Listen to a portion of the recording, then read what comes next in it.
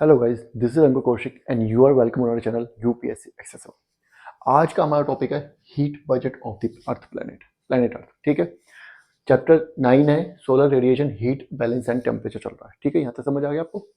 चलिए बढ़ते हैं। सबसे पहले तो बताऊं कि हीट बजट का मतलब क्या होता है। हीट बजट का मतलब क्या है? यहाँ पे लिखा हुआ अर्थ मेंटेन्स इट्स टेम्परेचर। मतलब हमें पता है कि सनलाइट डेली आती है, ठीक है, डेली इंसोलेशन आ रही है हमारे पास, लेकिन अर्थ ना तो गर्म होती है ना ठंडी होती है। अर्थ का टेम्परेचर उतना ही रहता है जितना रहना चाहिए। कितना? एवरेज टेम्परेचर अर्थ का मैं बार बार बता चुका हूँ 15 डिग्री है, जो कि ग्लोबल वार्मिंग की वजह से बढ़ के 16.56 हो गया है। ठीक है, 16.5 के करीब हो गया है, लेकिन वो उतना ही रहता है।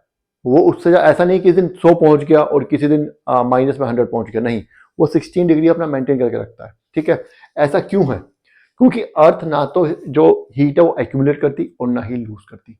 ऐसा केवल तभी हो सकता है जब अर्थ के पास जो इंसुलेशन आ रही है सन से, इनकमिंग सोलर रेडिएशन जितनी आती है उतनी ही वो एज ए टेरेस्ट्रियल रेडिएशन वापस स्पेस में भेजते हैं।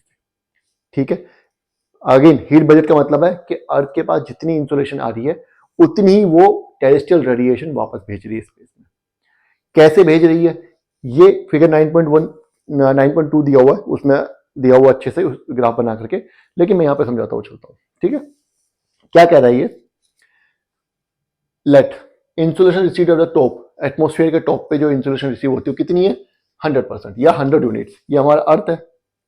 मैंने पहले ही बताया था, पूरा का पूरा टॉपिक है passage of insolation through atmosphere, कैसे आती है, पूरा पूरा टॉपिक है। फिर से बता रहा हूं, ये हमारी अर्थ है, ये एटमोस्फेयर है, सनलाइट आ रही है तो सनलाइट को पहले इससे पास होना पड़ेगा, समझ गए, तब वो सरफेस तक पहुंचेगी। और यहां से यहां तक काफी गतिविधियां हो जाती हैं, ये बात आपको पता ही है। क्या कह रहा है कि एज्यूम करते हैं कि जो टॉप पे जो आई है, यहां पे जो आई है इंसुलेशन, वो कितनी है? वो 100 यूनिट्स है। उसको हमने एज्यूम कर लिया 100 यूनिट्स। ठीक है, for the sake of calculation only, क्योंकि कैलकुलेट करने में आसान रहेगा। आगे क्या बोल रहा है? While passing through atmosphere some amount of energy is, सुनना है, यहाँ पर 3 चीजें दी हुई हैं, रिफ्लेक्टेड, स्कैटर्ड और अब्सॉर्ब्ड। 100 यूनिट पूरा सरफेस तक नहीं पहुंचता। 100 यूनिट में से कुछ अमाउंट जो है या तो रिफ्लेक्ट हो जाता है, या स्कैटर हो जाता है, या एब्सॉर्ब हो जाता है। समझ आ गया? यहां तक समझ आ गया? चलिए आगे बढ़ते हैं। कितना? रफली 35 units are reflected back to the space. 100 में से 35 यहीं से वापस चली जाती हैं, अर्थ तक नहीं पहुंचती। अर्थ तक सिर्फ 65 ही पहुंच रही है। समझ गए? वो 35 या तो रिफ्लेक्ट हो रही है, या स्कैटर हो रही है, एब्जॉर्ब हो रही है। क्या कह रहा है ये? रफली 35 units are reflected back to the space even before reaching earth surface.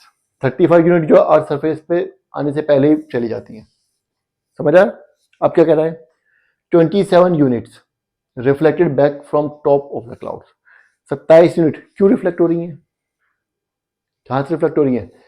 Cloud से। जो इधर उधर क्लाउड्स होते हैं उनके ऊपर इंसुलेशन आती है, रिफ्लेक्ट होती है, उनको टकराती है और रिफ्लेक्ट होकर वापस चली जाती है, वो नीचे आ ही नहीं पाती।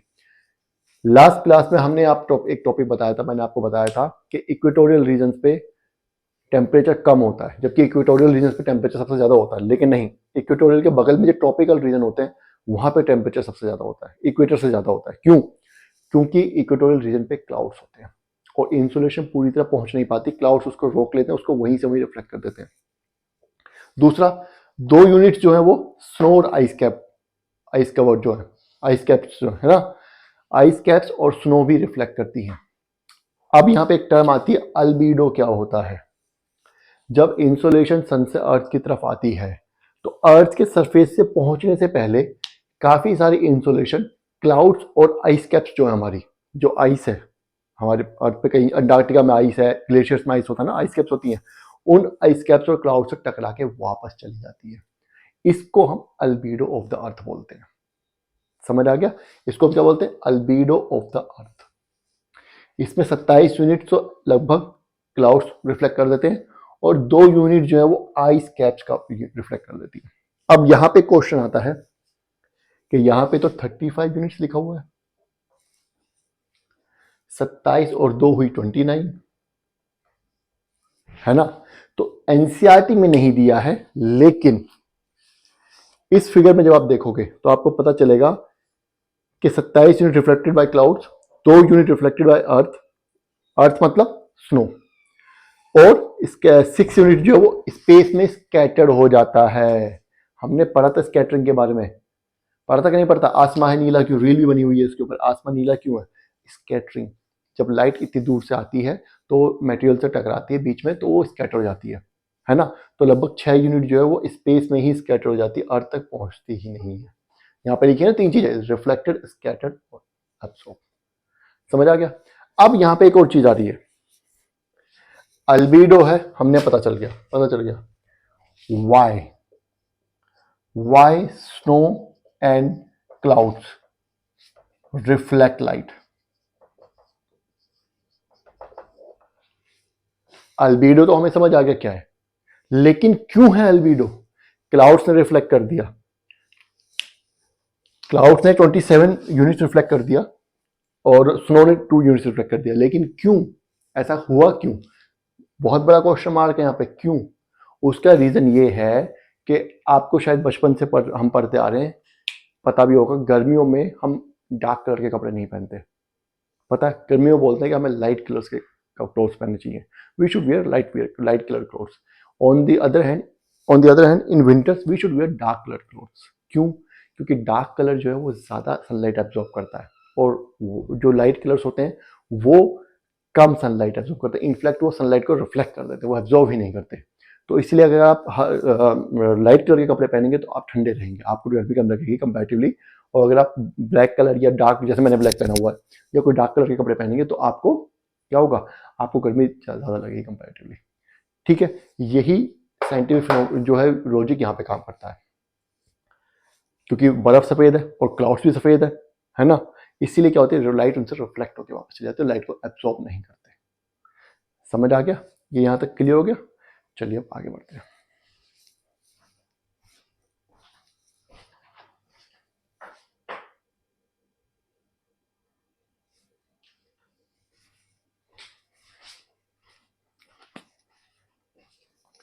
चलिए आगे बढ़ते हैं। अभी तक हमने पढ़ा कि अर्थ तक अगर 100 यूनिट्स पहुंच रही हैं, 100 यूनिट का, अर्थ तक नहीं, एटमॉस्फेयर का जो टॉप है वहां तक 100 यूनिट्स आती हैं, तो 35 तो बाहर से बाहर चली जाती हैं। 35 क्या होती है? उसमें से रिफ्लेक्ट हो जाती हैं, अल्बीडो, जो हमने पढ़ लिया। क्या? 27 तो क्लाउड्स रिफ्लेक्ट कर देते हैं, 2% 2 यूनिट्स जो है वो आइस कैप्स, जो स्नो बोलते थे, वो रिफ्लेक्ट कर देते हैं, और 6 यूनिट जो है वो स्कैटर हो जाती है, तो 35 यूनिट्स जो है बाहर स्कैटर हो जाती है, वो अर्थ, वो समझो अर्थ तक पहुंच नहीं रही। ठीक है, अब बची 65 यूनिट्स। 65 यूनिट्स जो है उसको 2 पार्ट्स में डिवाइड कर दिया। 65 में से 14 यूनिट्स तो एटमॉस्फेयर एब्जॉर्ब कर लेता है। ठीक है, कुछ उसमें ऐसी होती है शॉर्ट वेव रेडिएशन नहीं होती है, जैसे इंफ्रारेड हो गया या कुछ भी, अलग अलग वेवलेंथ की जो वेव्स होती हैं, रेज होती हैं, तो उनसे क्या होता है 14 यूनिट्स एटमॉस्फेयर डायरेक्टली एब्जॉर्ब कर लेता है, वो अर्थ तक नहीं पहुंचती फिर दोबारा।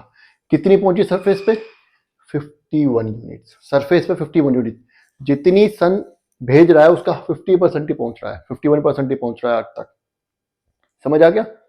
अब इस 51 को भी, 51 के बारे में एक बार देख लेते हैं। देखो, हीट बजट जो है ना, लोग बहुत कॉम्प्लिकेटेड बनाते हैं, इतना कुछ है नहीं हीट बजट का, बहुत सिंपल है बस। क्या है? अब 51 में से 17 जो होती है, अब मानो 51 यूनिट जो है वो अर्थ ने एब्जॉर्ब कर ली, वो ठीक है, अब वो टेरेस्ट्रियल रेडिएशन बन गई, उसमें से लगभग 17 तो डायरेक्टली स्पेस पे चली जाती है। क्यों? 34 जो है वो एटमॉस्फेयर एब्जॉर्ब कर लेता है, 17 और 34 कितना हो गया? 51 हो गया।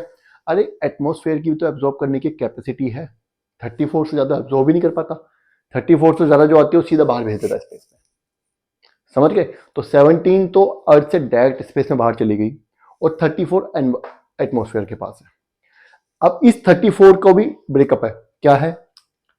6 यूनिट तो डायरेक्टली एटमॉस्फेयर बाहर भेज देता है, ये 34, 17 तो चलेगी 51 में से, लेकिन इन 34 को भी तो बाहर ही जाना है ना, तो उसमें से 6 तो एटमॉस्फेयर डायरेक्टली बाहर भेज देता है, आज जैसे उसके पास आती है तुरंत एकदम भेज देगा।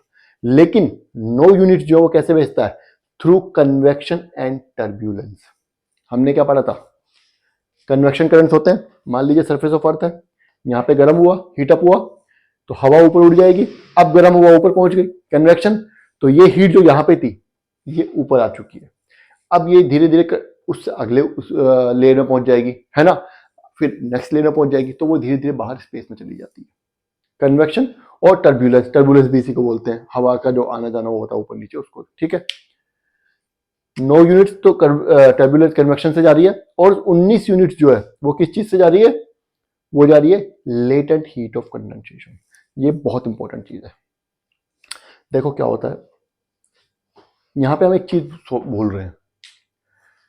अर्थ सरफेस पे 51 यूनिट्स आई, 15 यूनिट्स उसने एब्जॉर्ब कर ली, ठीक है, लेकिन उस 51 यूनिट्स में से जो काफी एक बड़ा हिस्सा पानी जो होता है हमारा, वो उसको वेपर बनने के लिए चाहिए होता है। समझ रहे हैं आप क्या कर रहा हूं मैं? समुद्र इतना बड़ा है, पानी है, वो भी तो एब्जॉर्ब करेगा, करेगा कि नहीं करेगा, है ना। तो लेकिन जब पानी वेपर स्टेट में, गैसेस स्टेट में चेंज होगा तो उसको एनर्जी चाहिए, चाहिए कि नहीं चाहिए? अरे पानी उबालने के लिए तुम्हें गैस चलानी पड़ती है ना, हीट देनी पड़ती है ना, तो इवापोरेशन हीट से ही तो होता है ना। समझ आ गया? तो जब पानी को हीट चाहिए, एनर्जी चाहिए, वो एनर्जी जो होती है, ये एनर्जी वो वाटर वेपर स्टोर कर लेता है, जिसको बोलते हैं लेटेंट हीट ऑफ एवापोरेशन। समझ आ गया यहां तक? वो उसके अंदर स्टोर कर लेगी वाटर वेपर। अब वो वाटर वेपर ऊपर चला गया, ऊपर चला गया, बादल बन गया। अब जब कंडेंसेशन होगा, ये सरफेस पे पानी था, ये भाप बन के ऊपर चला गया, बादल बन गया, ठीक है। अब ये बादल वापस पानी, बारिश भी तो होनी है, बारिश भी तो होनी है ना। बारिश कैसे होगी? जब ये पानी, ये भाप जो है, बादल क्या होते हैं एक्चुअली, वाटर वेपर का एक जत्था ही तो है ना, गैस ही तो होता है ना। अब ये पानी जब ये गैस जो है, क्लाउड जो है, वाटर दोबारा पानी में चेंज होंगे, अपनी फॉर्म चेंज करेंगे, तो वो एनर्जी ब्रेकअप हो जाएगी कि नहीं हो जाएगी? लेटेंट हीट ऑफ कंडेंसेशन, उसको हम लेटेंट हीट ऑफ कंडेंसेशन बोलते हैं। जब वाटर वेपर दोबारा से पानी में चेंज होता है, तो जो एनर्जी उसने तब कंज्यूम की होती है जब वो पानी से वाटर वेपर में चेंज हुआ था, वो एनर्जी अब वापस देने का टाइम आ गया।